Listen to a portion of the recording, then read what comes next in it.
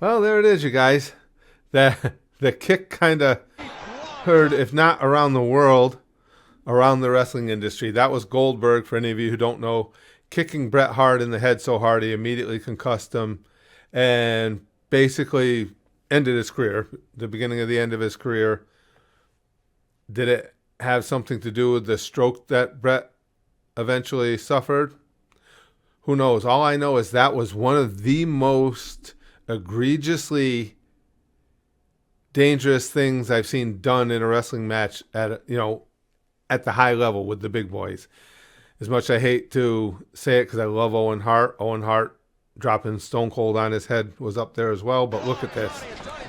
Let's watch that. In case anybody thinks that this was overplayed or it wasn't as bad as it looked, Bret's trying to get his hands up. Because you got to remember what he's expecting, what Bret's expecting right now is to have a kick that has already reached full extension. If you pull that kick right, or at the very least, Goldberg needs to realize at this point he's going to kick his head off and stop his own momentum with the kick. At the very worst, miss the kick altogether. You don't kick the guy's head off. So Bret's expecting to have to deflect or help to absorb the shock of basically running into somebody's foot, maybe with a little bit of momentum behind it. Not what's about to happen here. Look at that. That is just plowed into the side of his head.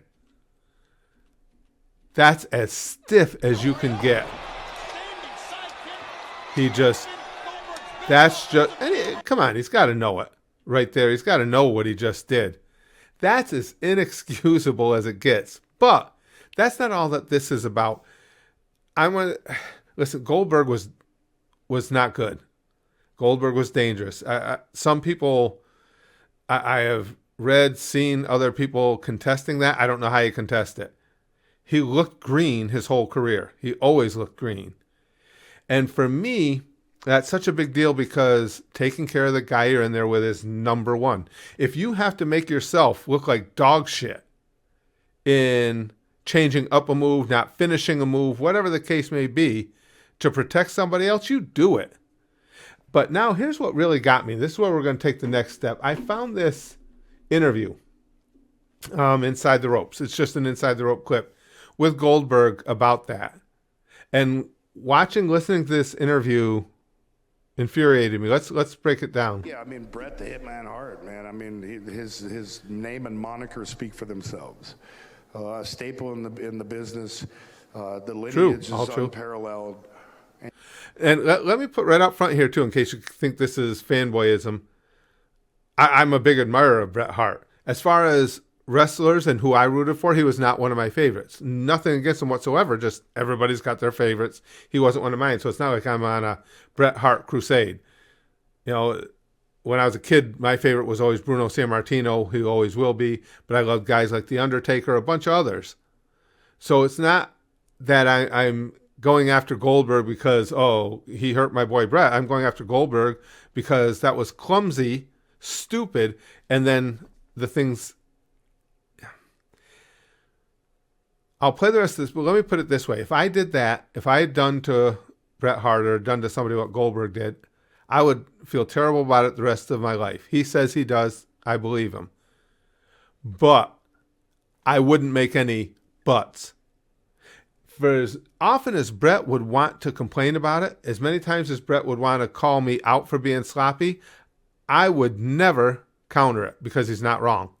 And I think he has every right to be mad at me for the rest of his life. And I'm not going to try and defend myself in any way over having done something that stupid. That's why this annoys me. And it was an honor and a privilege, and I very much looked up to him and listened to everything he said. Like you said at the time, there were many people who gave opinions, and you did not know whether they had their best interest at heart. He may be telling the truth about how he feels about Bret. We'll give him the benefit of the doubt. Interest at heart, or your best interest at heart. I don't hate Goldberg. I hate the way he worked. But I don't care, because at the end of the day, I can control what I can control, and that is it. I'm not. You can control your kick. How about that? You can control not kicking somebody in the head like that. I'm not going to sit and complain about anything. I'm just going to try to go out and do my job. I would have loved. You should have been better at your job. Love to have worked a little bit more with Bret Hart, and I Except you almost killed him. would have loved more than anything to have not kicked Bret Hart in the head. There you go. And what happened. This is where it started to get grimy for me. What happened, happened. That's where you're starting to go from, I love Bret Hart. He was a hero to me, phenomenal wrestler, legend in the business deservedly. What happened, happened. No, you fucked up on a grand scale. You seriously hurt somebody. You affected somebody's entire life. You hit them so hard when they were putting their trust in you to throw that kick properly. There have been things said on the internet, either by Bret or other people, that I was malicious, that he shouldn't have been in the ring with me. And I don't think he was malicious. I think he was sloppy. I'm not sure that's not worse. Hey, I'm really sorry, man. But if I really wanted... I'm really sorry, man. But. There's no but. Hey, listen what he says, though. To hurt the guy, he would never have gotten up. Okay? And I'm no joke.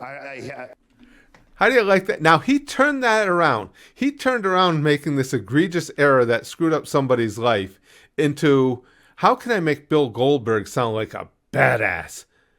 If I wanted to hurt him, he'd have been hurt. First of all, I'm sure some people have said he was malicious. I hadn't heard that. I had only heard careless, which is true. I don't think he was malicious at all. I think the problem here is he was green and he didn't take care, and he wasn't green at the time. He had plenty of experience, but he didn't take care of the guy he was in there with, and he was careless. He never would have gotten up. But don't hear any crowd reaction from that, do you? Nobody cheering that one, Bill. Accidents happen, and he was an idol of mine and still is. And that's one thing that I'll forever be remorseful for is the misplaced kick. See, if I hope I'm not ranting too much, guys, but in any situation like that, if I'm going to have an opinion about someone and something they've done, I try and put myself in their position. If that were me, this would have been a very short interview, because I would have said, listen, if I had done it, that was a monumental screw up. I have no excuse. It can't happen, and yet I let it happen. Bret has every reason to be mad at me for the rest of his life, to not like me, whatever the case may be. I've got nothing to say. As he did say, I'm sorry. It lives with me forever. I'll never forget that I had done it. It'll never stop bothering me that I did it. It'll haunt me, and I'm just sorry. There would be no but to that. That would be the end. That's all I can say. And he did kind of know it was coming.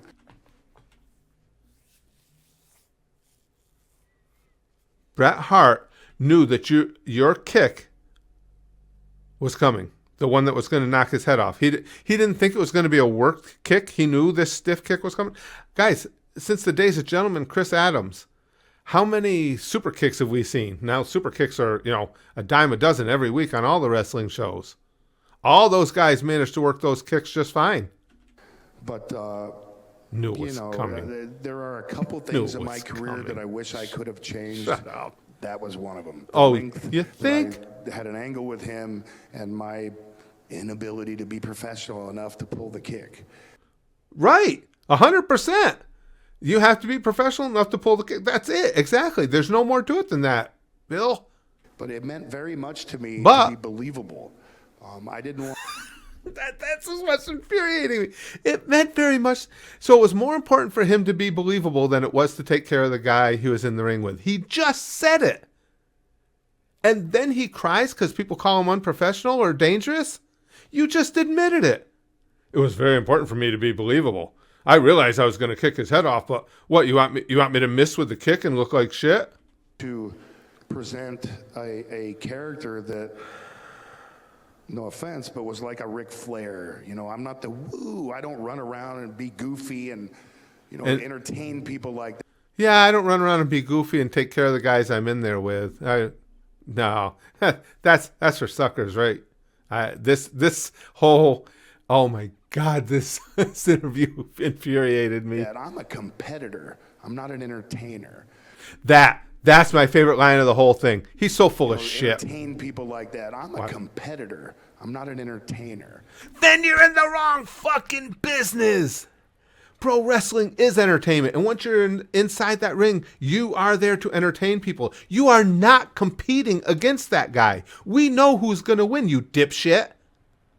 There is competitiveness in the pro wrestling world. You know where it takes place? Backstage. There's competitiveness about, who's going to get a belt, who's going to get a push, who's going to get to the top of the food chain. Once you get inside that ring, you're not competing with him.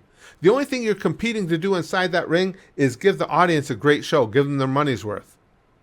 So what he's saying right there is one of the most mind-numbingly stupid things I've ever heard from a wrestler. I'm not an entertainer, I'm a competitor. Then you're in the wrong fucking business. So if what I do in competing entertains, then I'm ecstatic. You weren't competing in the ring, Well, maybe Bill Goldberg was the only guy I know in the history of the business where his outcomes weren't predetermined. He was competing. But I didn't set out to be a sideshow by any stretch of the imagination.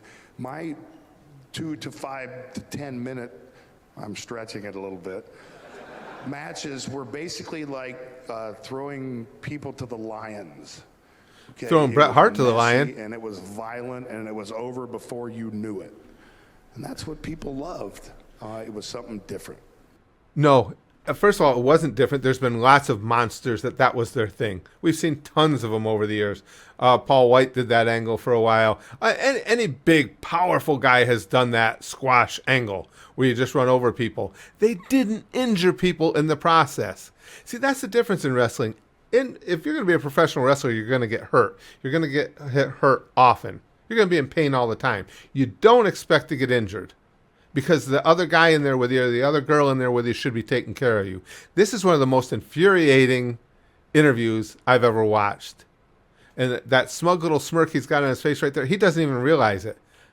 He doesn't even understand how insane the things he just said were. I'm a competitor. I'm not an entertainer. That says it all. So in other words, you never were a professional wrestler. Thanks for agreeing with the rest of us, Bill, who have said that all along.